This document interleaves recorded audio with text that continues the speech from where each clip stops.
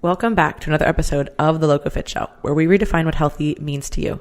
I'm your host, Lauren Conlon, and this week I'm joined by our team mental health consultant, Rick, to talk about comparison.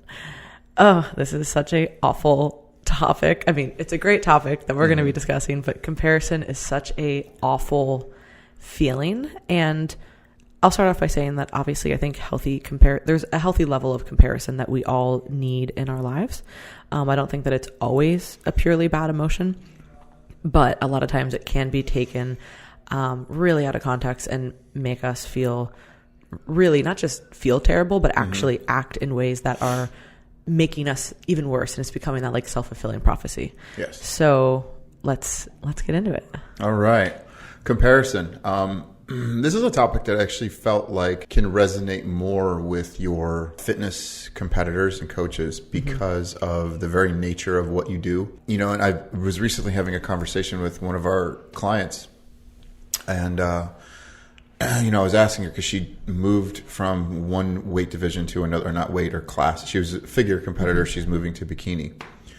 And, I asked her, I said, how did the show go? How did you feel about yourself? And she's like, I felt really good. She's like, I know that there's certain areas I went into the show knowing that I would be deficient in certain areas. And, she was just like, you don't really know where you're at sometimes until you can see yourself standing next to somebody else. Oh, yeah. And I was like, This is definitely comparison. And so from that perspective, again, I've talked about most other sports. It's like you are competing against the other team. And the result is who has the higher score, right? Not like I have to compare myself to the way this other person physically looks and the dimensions of their body as it relates to my body to determine whether or not I'm, good enough, I guess, is the answer. Yeah, it's tough because there's a standard that will be set for, physique divisions, right? Like bikini. There is a standard of things that the judges are looking for, and certain people are clearly going to fit that criteria a lot better. But there is so much inter-individuality that still fits those criteria. And then you don't know, say you're really, really lean. You have good shape, but you're real lean. And then you show up to the show and everybody else is a little bit fuller, but the judges actually like that more. Right? So both still fit the criteria, but it's a different look. Whereas some other shows, you might show up as that leaner person and they might actually go for that look. So that is where it's really hard because you have to say, okay, I'm only focusing on myself and improving my specific physique because ultimately I don't know who else is going to show up. Isn't there a part of the show, and correct me if I'm wrong because I'm an idiot when it comes to this stuff. You need to go to a show. I do. I really do. I want you to actually to walk me through what's happening. But isn't there a part of the show where they literally line people up and they just move people around so they can see them standing next to other people? Call-outs. So yeah, literally comparing yourself to the rest of the dais or whoever else is competing. It's not just about that's why people will look at a photo of someone on stage, oh my God, you looked amazing. How didn't you win? And then it's well, if you look at the 6 other people next to them, it might have been really close, but it could have been really obvious, right? Or the one person just could have stood out in that way. And that's also the difference of photos versus in person. It's a lot easier to see things from a judge's perspective or those first few rows. You can really see things a lot quicker and a lot differently than a static photo. Well, that's a totally different podcast. But yes, there is a lot of comparison with physique competitors, but also just anybody who's interested in physique goals, right? Any kind of physique enhancement, hey, I'm interested in, building muscle here, losing fat here, whatever it might be. And chances are, if you're interested in that, you're either around other people, at your gym or that or that you follow on social media. And a lot of times that comparison of, I want to have that person's body or I want to look like so-and-so, and I always try to encourage clients, this is great that we have someone that we can say, hey, this is kind of the look that I'm going for. I'm interested in having a physique like that. But there's a lot of other things you have to take into consideration, and I always try to, especially when it's somebody who, I know has been an athlete their entire lives from the time they were a kid, you're 4 years old and you're starting sports and then you're an elite level athlete and now you're 30. Okay. You're going to have a very different physique than somebody who just started weight training at 45. At 42. But it's not a bad thing. It's just hey, this is just the reality of this and we can still strive towards it. But I think that that's where comparison can be, useful in the sense to say, hey, this is kind of, I'm not maybe here, I would like to work towards here, but where it can become insidious is like, if I don't look like that, then I'm a failure. Right. It's like, no, I can develop attributes that are similar to that, and I can develop the work ethic and all of these things. So I think that it can start as a positive, but then you have to change it to more of that intrinsic motivation to say, I want to change this for myself, and not only solely that I'm extrinsically trying to look like someone else. Yeah, like for me, when I started on like the weightlifting journey for myself, I remember asking and talking to my trainer and being like, okay, you've seen a picture of my body. Like, here's some pictures of other male bodies that I actually like. Like, but I didn't know enough. That was fun to search. Oh yeah, you should see my search history for that. Uber friend. Male bodies that I like. I was like, okay, this is not good. This feels a little weird, but especially when you do it on a work computer. HR is calling me into the office at a prison. Yeah. It's like, oh, this is not good. But it was kind of like, all right, I didn't know enough to say, like, what is it about these particular people? And so what I was able to surmise from it is like, okay, there's certain characteristics in these people that I like. Like, for example, maybe their shoulders, their traps, their chest. And then it's like, okay, so these are areas that we want to use to develop. Now, excuse me. What I didn't do was go back and see like, okay, what's my 6-month progress compared to them? I would look at where my picture was on day 1 and where my picture was on 6 months and say, okay, I'm making progress because I can see the change in me, but not by comparing it to them. I used those physiques as a template to be like, okay, this is the things that I like in a man's body, or what I would like to see in mine. So you can compare yourself to that from a perspective, but not as long as you're measuring yourself against them in terms of your progress and your growth. And that's where I also feel like, again, the physique world is a little bit different, because the entire sport is predicated upon not just how you look, but how you look compared to other people that you're standing next to. Yeah. So that part's super tough in terms of just the fitness kind of world. And then I feel like the social media world it seeps into everything, right? Because it's not just, you know, how somebody physically looks. It's also now like what they're showing, right? Or the life that they're showing, that they're living. And a lot of times what happens is we will forget, like there are some people who I would say share a good amount of like their journey, right, through things. But a lot of the big name people that you might be following have been doing this for 10, 20, 30 years. And now maybe they're just showcasing their stuff. So you're like, oh my gosh, well, how could I ever get to this level? And it's like, thankfully, a lot of people are open and share kind of the struggles that they went through and what they actually did, but they weren't documented at that time because social media maybe didn't exist, or maybe they didn't have it then. So you're only seeing the end result. Right. And what's happening, I think, is a lot of people start to feel this really, really deep comparison. Like, I'm not there yet. Somebody has it so much, you know, better in whatever kind of category you're interested in, right? Like everybody has a different category, that they are, you know, comparing themselves in. And I think that it's so easy to like dehumanize people, not in like a weird way, but like dehumanize them to say like, oh, this is just their achievements. Like everything is so easy for them. They have this all figured out, not seeing that like all the other stuff that they either went through or are currently still going through. And I don't think that people need to share everything on social media. I am actually completely for not sharing everything, right? I think that's really, really important. But what happens is when people don't recognize that, they think that someone is sharing everything, right? And it's like, do you really think everybody, like even the people who share everything, like we know those people share everything, they don't still share everything. There's still things that are obviously very personal to them that they're not putting out there. Right. So it's like to look at, but we all do it. I do it. It's like, oh my gosh, so-and-so's here. They did this. They did. Okay, hey, let's reframe this to like, what are they showing? What have they not shown? What else have they done beforehand? You know?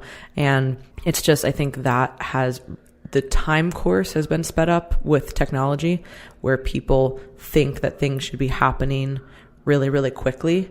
And if it's not, then they are a failure, because they're comparing to what they see is like this quick timeline, which it might not really be quick, but that's how it feels when you're seeing it. Yeah. And I think, and again, I don't want to go down this rabbit hole at all on this particular podcast, but I think when you're looking at people, especially in the fitness and physique world, who are making rapid changes very quickly, it's more than just their work ethic in the gym.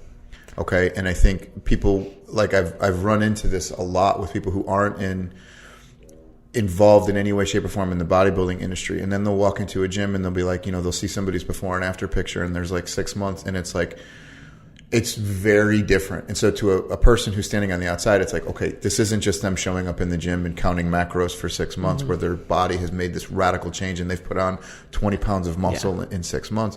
And the other person's going like, well, why am I not making this progress? And it's like, look, outside of the supplements they're telling you that they're taking, they're doing other things.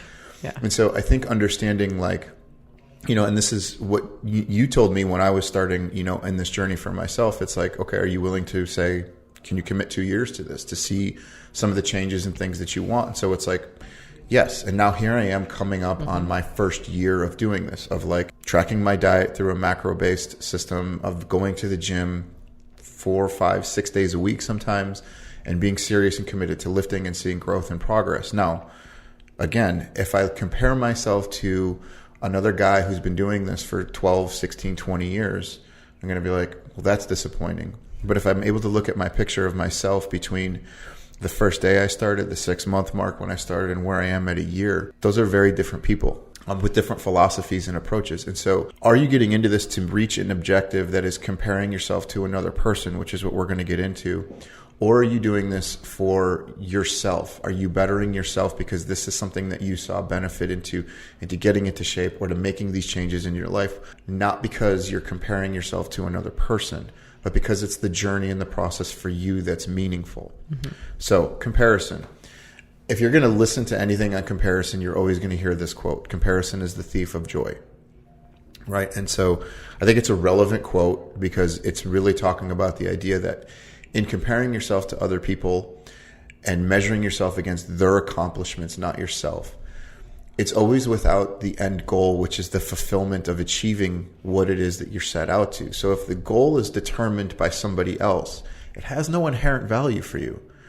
It's except to gain the acceptance or reach a milestone that somebody else had that you admire. So it's not really about you. It's about measuring yourself against that person. And so oftentimes it leaves us feeling empty. And that's a word that I'm going to use over and over again throughout this podcast. Now, how and why do we start getting into and developing the habit of comparison? It starts at an early age. It starts at birth, right? Like, you'll hear this all the time. You'll hear newborn parents talking about like, oh my God, my child is in like the 95th percentile for height and weight. And, you've got, they start talking about like their head size, like comparing their baby's head size to another baby's head size as if that means anything, and this gets reinforced through society's, systems and agencies throughout your life. Like think about going through school. What does every school do with their students? They rank them. There's like the number one student through the 250th student. They still do that? I remember in high school we had like 500. Now I'm saying, do they still do that? I think they still do. Which I'm surprised because isn't everybody supposed to get a participation trophy at this point? I think everything else is not ranked, so I would be very surprised. Honestly, I don't remember school, so don't ask. Like, was I ranked anything? But I remember we had 500 students or so in our class, and I remember it was a big deal for everybody to know, like, oh, this guy, I think his name was what school did you was go? Brian Ginsberg. He was like the top student in everything. He was truly gifted. But there were several people where it was like they were bouncing back and forth between the top 10. That was a big deal. It was a big deal for them. We're talking about like high school? This is high school, yeah. Okay. I was like, no way there was 500 kids and you're like elementary school or middle school. No, I don't think they count kids in elementary school. I don't think they rank them. I don't remember this in high school either. In high school, we got ranked, and that matters, And so I think the art of comparing yourself to people, even when you start filling out college applications, you have two people who have similar scores. What do you start to look at? Their extracurricular activities, and you're comparing them. So the art of comparing each other to each other has been reinforced throughout our society. We compare ourselves to the other kids in our class. We compare ourselves to our neighbors, to our cousins, to our other family members. Like imagine if you're two siblings who have a birthday within a year or two of each other. There's always going to be comparisons. My sister and I are 2 years apart, right? There was at one point when she was a junior in high school and I was a freshman, and everything was, oh, you're Nikki Youngie's brother. And I was like, my name's Rick. Just in case you're wondering, I'm not Nikki's brother, but my sister, who is like this straight A, 4.0 student, 3-sport varsity athlete since she was like a freshman. And it's like, here's Rick. I was like, yeah, not her. Part of me used to hate that comparison because I was like, no one cares about me. They just like, I'm like, oh, they're Nikki's brother. No, I won't lie. Sometimes it had its benefits. Like I remember one time I was having trouble with a teacher in a class. And so I went to another professor who only knew me because I was Nikki's brother. And he helped me out. He was like, I'll get you out of that class for you. So I was like, oh, sweet. This is cool. It's all who you know. Yeah, it's all who you know. So that had its advantages. But I remember feeling inadequate as a child sometimes growing up because I didn't take academics seriously. It wasn't a big part of my life until much later in life. And my sister had that drive very early on. So I would come home with like an average report card, and my sister, who's got like straight A's, you know, in all of her AP classes and everything, it was like I started to feel bad because I would be compared to her through my parents or through my own comparison, being like, I'm not measuring up to what the rest of my family is doing. So comparison is a very natural part of our life, but it can be competitive in some ways. It can be helpful in some ways, but in more ways than not, it's really destructive, especially in today's society, because again, we're looking at each other in a way of measuring my self-worth against my accomplishments as it relates to somebody else. I'm not worth anything unless I'm making the same amount of money that you make. I don't have real value because I didn't make this contribution to our field. So if my accomplishments, my income, and my status don't match the highest levels of people in our industry, we can feel like a failure sometimes. It can create a sense of inadequacy because you're comparing yourself to another person, not to your personal journey and not to your own goals and what's important to you. Does that make sense?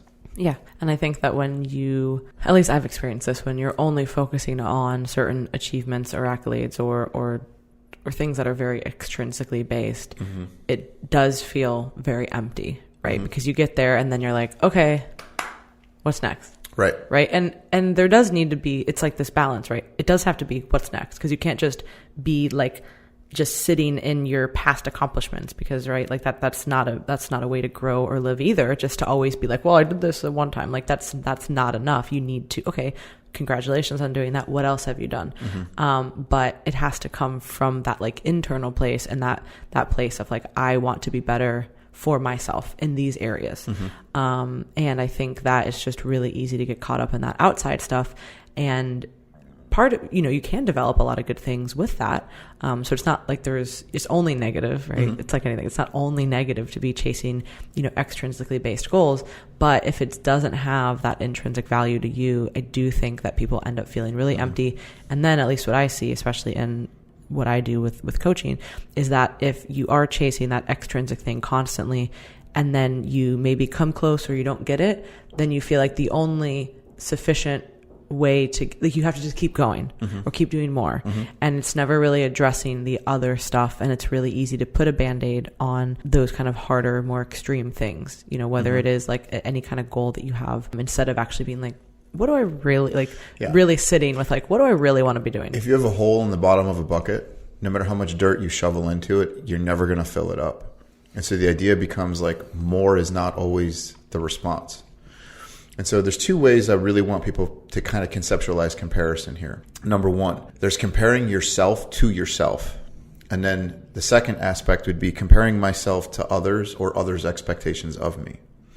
And now what do I mean by comparing myself to myself? Well, let's say you take a moment in your life where you're in some sort of crisis or some sort of difficult situation where you have to make choices or decisions, or you behave in a certain way that doesn't align with a previous version of yourself. And so what happens is, if I'm like dealing with a moment of crisis in my own life, but then I look back and I compare myself to how I used to handle crisis or how I managed a situation similar to this in the past, and I don't align with that self, like suddenly I didn't react the way I wanted to or I expected to. And I can't perform the way that I used to when I was younger, right? Because now I'm older and I don't move the same, or I have less time to dedicate to it, or my priorities have shifted. But I'm still comparing myself to who I used to be when I was younger. It can create this sense of, misery and inadequacy. And it can create a deeper level of shame because I'm not the person that I used to be. But it's like, well, in what other ways have you changed and evolved to where maybe this isn't as relevant as it used to be? If I'm 42 or 43 years old and I step on the mat and I'm like, God, this 25-year-old is like running circles around me right now, you know, that never used to happen. Well, you're not 25 years old anymore either.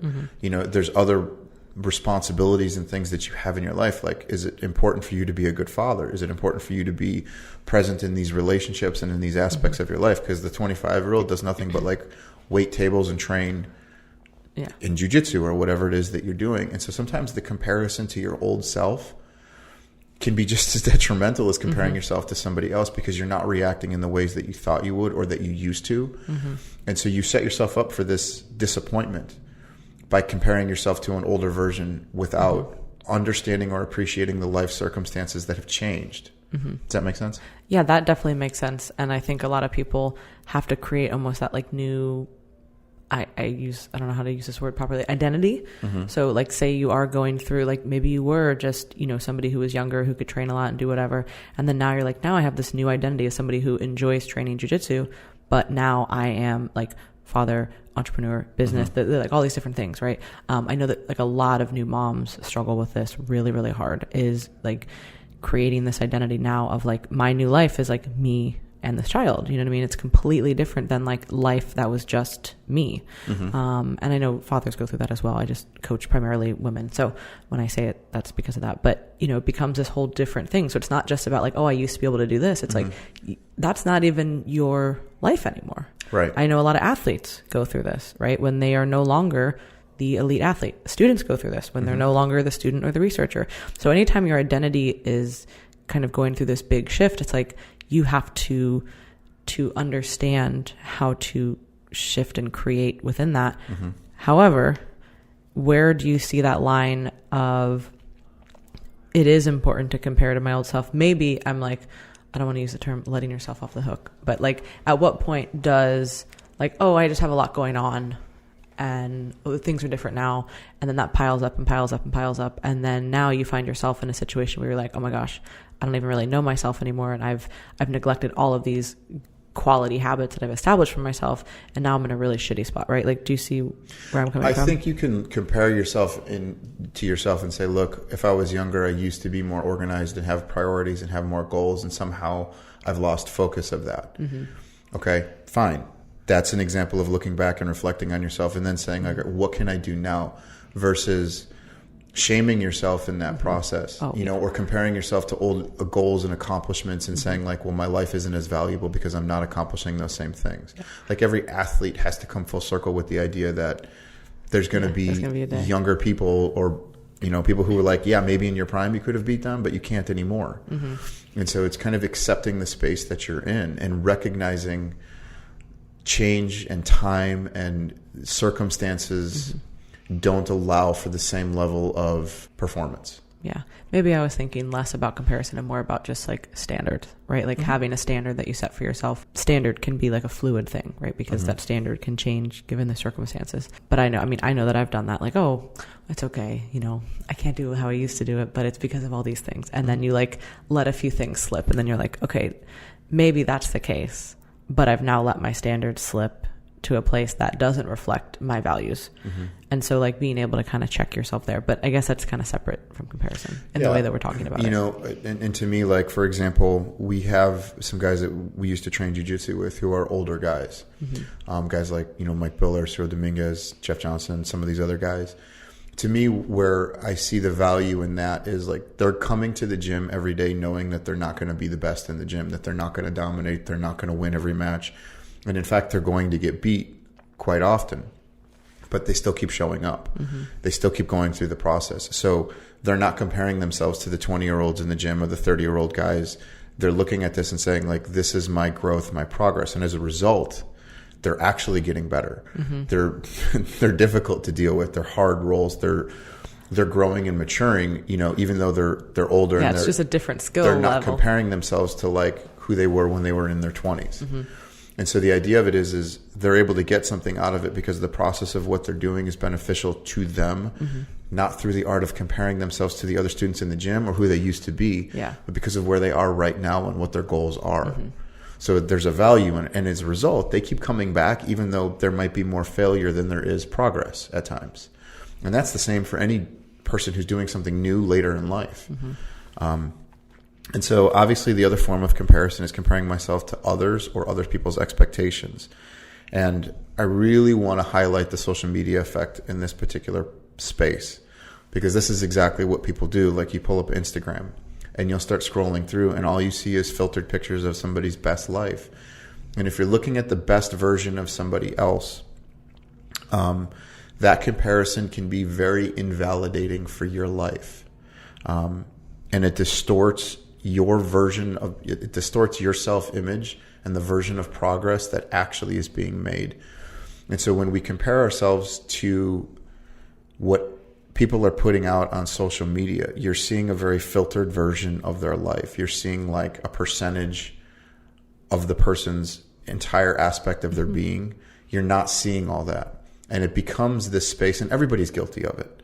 Everybody's guilty of looking at a picture and being like, I'm taking a vacation because I saw what a place looked like, or I'm buying clothes because this influencer put them out there. I'm going to buy this makeup or this watch or do these things because I see somebody else doing it. And so comparing yourself to, or maintaining that level of comparison with somebody else, or managing your expectations of your performance based off of somebody else's expectation of where you should be, it creates that same space, because if you're not matching their version of you, you're always going to feel a little empty, a little lost, a little less valuable, because it isn't and doesn't have the intrinsic value to you. It has value to them, not to you. And so the idea of this is to start to focus on, what are my needs? What do I actually want? Not within the relationship of the people that are in my life, but to me. And this is where, like, sometimes people struggle with, like, well, isn't that selfish? No, it's important. It's okay to focus on yourself. And I think sometimes I find myself having this conversation with some of my clients. It's like, no, it's okay as a parent, as a mother, to focus on your needs, your goals, your ambitions. It's okay as a husband or as a boyfriend to say, look, these are things that are important to me.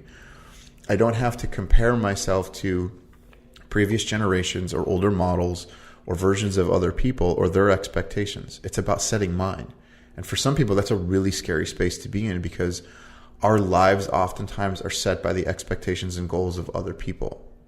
And so you're learning to break a tradition, a habit that's been forming since you were born. And so when you're 30 years old and you're like, I'm struggling with this stuff, like, it makes sense that you're struggling, and it's okay to struggle with it. This isn't an overnight, like, oh, I'm just going to stop comparing myself to people, like, done. Like, no, it's a habit that you are breaking and developing a new habit. And so there's this constant teeter-totter back and forth, and you have to have conversations with yourself. Like, I do it all the time. Like, I'll walk into the gym and I'll see a guy lifting, an insane amount of weight, or I'll be like, oh my God, this guy's like ripped or physique. And I'll remind myself, like, they've been doing this, like, stay focused. Like, where are you at in your journey? Like, focus on, you have weight to lift right here. Yeah. Focus on that. And so it's this constant, like, pulling yourself back into the reality of avoiding comparison. I was gonna say the reality aspect is really, really important. Like, I think when people, and this is one of the detriments of a lot of technology, is you don't get to see a lot of that back end stuff, you know? So you kind of will just see that end result, or you'll see something on a really shortened time scale, where you'll see the person, even if you do see them in person, and all you see is that end result. And it's like, a lot of times if our reality is not recognizing like the work that it takes to be there, then we become that like jealous and resentful and like comparing ourselves in that negative way. Whereas if it's like, after you've gone through something, right? Like, okay, I've competed before. I've been 10% body fat many times. If I wanted to get there, I know exactly what I need to do to get there, roughly. I can look at someone's physique who's in that spot and be like, damn, like, that's amazing. Like, they look awesome. Like, I would, I'd like to do that again or something. But I've done it enough to have my reality as understanding of what do I need to do before, during, and after to achieve that physique. And I know that. So I feel less of a comparison now because I've been, and I understand the reality of a situation. I don't see someone deadlifting 300 pounds and be like, man, I would love to do that again. I did it once, and I know exactly what it took for me to be able to do that. And it was fucking awful, and I'll never do it again. But No, it was great. But like I know what that, like I don't look at that anymore and go like, oh, I'm just so weak. Yeah, maybe I'm not that strong, but I know what it takes to be that strong, right? Or some version of whatever that is. So I think having a reality of like, what is the work that goes behind looking a certain way, acting a certain way, living a certain life, achieving certain things, like there is a lot that goes behind that. Like if you see someone, oh, they've published 10 research papers. Well, that wasn't just by accident. Right. You know what I mean? Like that's amazing that they're a prolific researcher and publisher. There's a lot that goes into that. You know what I mean? Like, oh my God, that person wrote a book. Okay. You could also like, you can do it, but like the reality of like, what is that going to take? Right. So I think that in order to stop that really negative comparison, we have to reflect on it in that sense. Or that's the only thing that's ever seemed to help me, because it's so easy to get sucked in. And it is. But having that like understanding of like, what does something actually take, and not just looking at a condensed end version of, oh, so-and-so wrote this, or so-and-so, looks like that, or so-and-so is living this lifestyle. Like you don't know what went into that. And it could all also, especially if we're talking about social media, it could all be fake, right? That could be, I mean, obviously it happened. Well, actually I have seen a few videos where people literally Photoshop like themselves onto like stock photos, and we'll talk about going on a vacation, and you're like, how sad. That is sad. How, like I'm hurting for you as an individual who did that. You know what I mean? But different discussion. Yeah. I think one thing I would like to kind of highlight in this process of comparison, by focusing on what everyone else has, it forces you to see what's missing from your life. Your life becomes empty because you're only reminded of what you don't have, and you're not celebrating what does exist in your life. What you put effort into is what matters to you. Okay. So what you focus on is the reality of your life. So if you only see what's missing, you can't appreciate, and you'll never value the things that you do have. And this is for every aspect of your life, right? Like your health, your finances, your physical body, your emotional health, your relationships, your occupational health, whatever it is. If you're only focusing on what somebody else has, you only see what doesn't exist in your life, right? If I'm looking at somebody in the gym and I'm going like, well, I love their shoulders and their glutes, and you're not focusing on your arms or your legs or whatever it is, because all you're seeing is the fact that I don't have the same glute package, or I don't have the same shoulders that they do. Sorry, I'm trying to keep this in relative terms. Glute package. Glute package. Is that a thing? No. No? Okay. No, but it's going to be a thing now. Look at that glute package. Look at that glute. It's like, what the fuck? I definitely need to go to a show with you to learn the language. And be quiet and just listen. Just take notes. Okay. No speaking aloud. Look at that glute package. They're like, get this guy out of here. Oh my God. I would definitely yell that. If I ever go back on stage, you have to come to my show and say that. Okay. But Deal. You see the point that I'm making, right? So the act of comparison, and when you're only able to see in somebody else what they have, you never focus on what is good in your life. And so what I say is, what you focus on and put your effort into becomes the reality. If everything I see in somebody else is what's missing from my life, my reality becomes very empty because I don't have what they have. And furthermore, I devalue and minimize the things that are actually in my life that are good.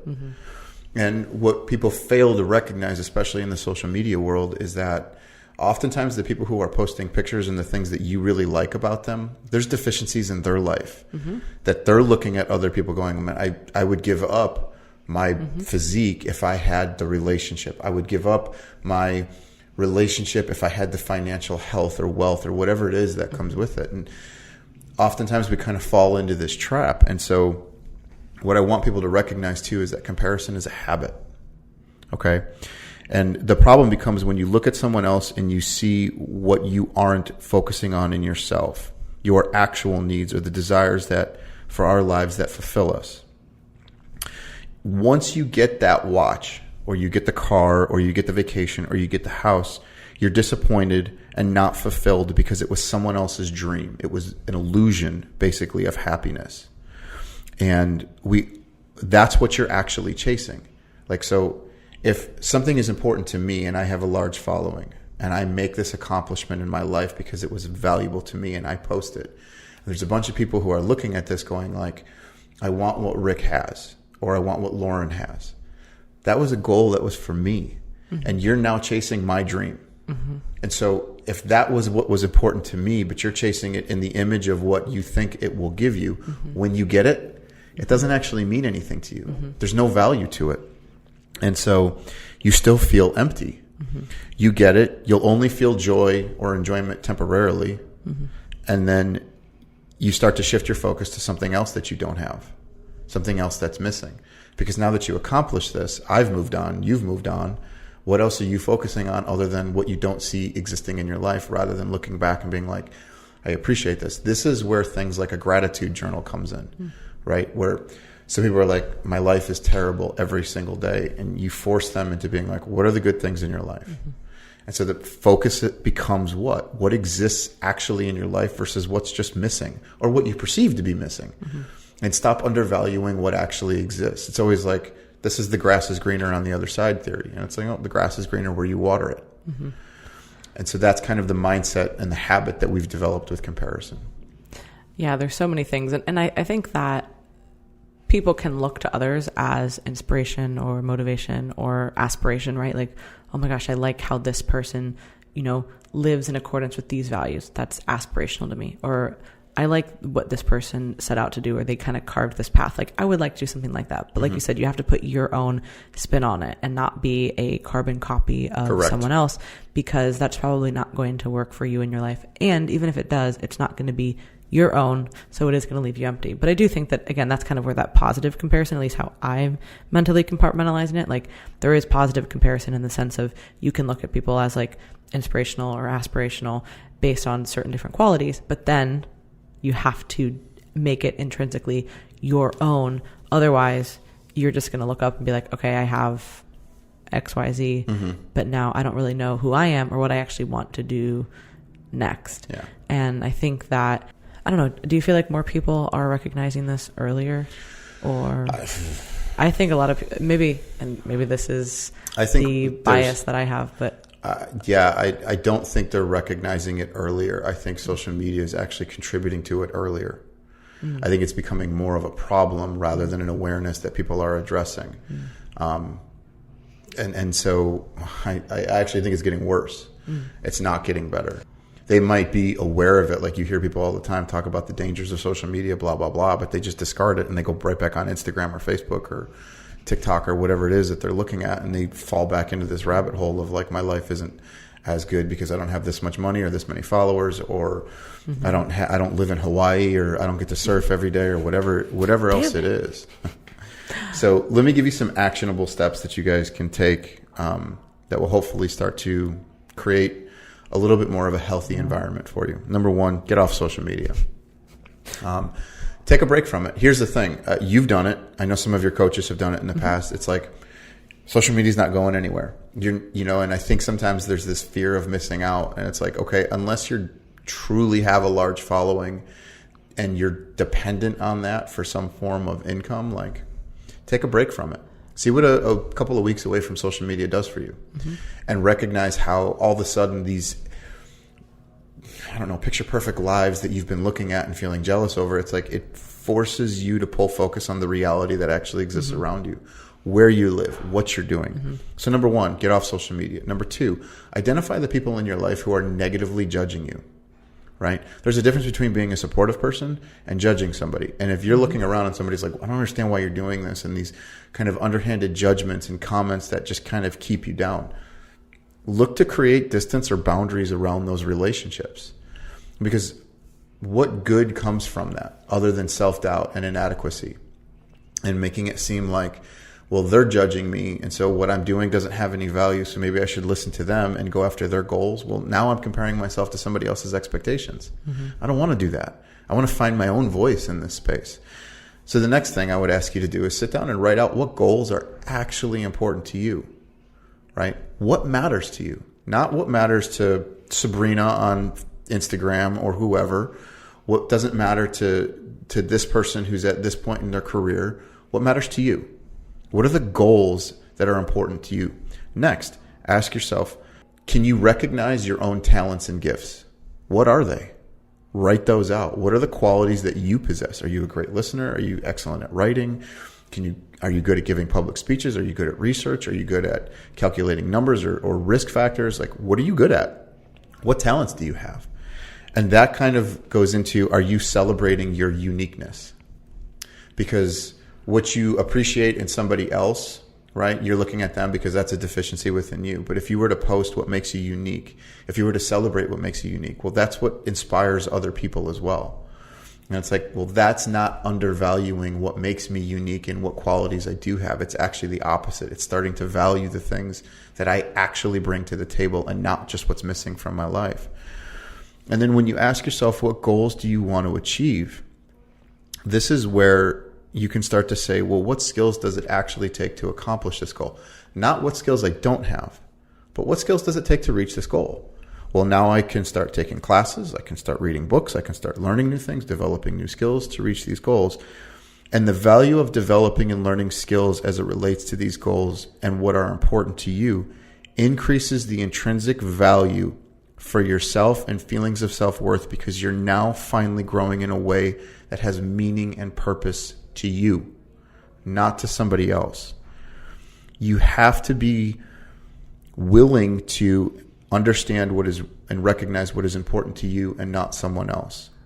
And understand this too, that when you start learning new things, it's okay to feel like a fool. It's okay to feel like I don't have mastery of this, that this is awkward and weird as hell and I don't know what I'm doing and I feel really inadequate. Absolutely felt that way walking into like a real gym for the first time, and like here I am with my trainer, like learning how to do basic lifts that I never really knew before the right way to do them. And so it's like, but eventually you get more competent with it. You build some skills. In order to learn and become proficient at something, you have to be willing to be the fool.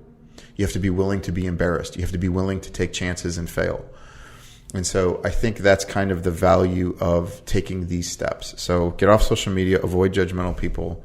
What goals are important to you? Recognize your talents and gifts. Celebrate your uniqueness. And then ask yourself, what goals do you want to achieve and what skills are required to get there? And then once you know what skills are there, start learning those skills. And don't worry about comparing yourself to somebody else who's been doing that set of skills for 20 years or 10 years. Like, they're going to be better at it. Let them. Be the newbie, embrace it, and then one day you won't be. And you'll be proficient and you'll really have skills that matter to you. Yeah, those are really great takeaways, and I think those are things that people can implement immediately. Mm-hmm. Some of those are going to take some reflection, but I find myself so many times with clients being like, all right, your homework this week is to take 20 minutes, sit down and, work through whatever it might be. Like, not necessarily that, but something. And I think that just creating that space to physically just sit down, write things out, work through like a prompt or whatever it is so incredibly valuable, because otherwise it's just going to swirl around in your head and you're going to be thinking about it, but you're not really going to have an answer for it. So spending actual like calculated, planned time to where you're like, this is what I'm dedicating my brain to for the next 30 minutes or whatever you have, 10 minutes, 30 minutes, 2 hours, everybody has a different schedule, but that you're going into it to actually think on this problem and topic. And then you will be able to be so much more efficient in actually going after it, because like you said, it's like there are actionable things that we can do here. Mm-hmm. You can just sit around and think about comparison, but you can actually say, okay, let me break this down into like what is actually unique about me. What are the next things that I need to be doing? So I think that was so helpful. So I hope you guys really enjoyed the show. If you want to reach out to Rick for consulting, I will put his email below. There's also a place to submit questions if you guys have any questions for us. To learn more about one-on-one coaching, you can visit teamlocofit.com. And then for more on our app, you can visit redefinehealthyapp.com. We'll talk to you guys next week.